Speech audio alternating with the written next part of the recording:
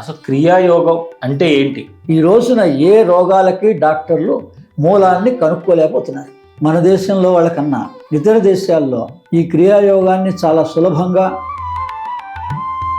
ఒక యోగి ఆత్మ కదా మొట్టమొదటి అందరికీ క్రియాయోగానికి మూలం.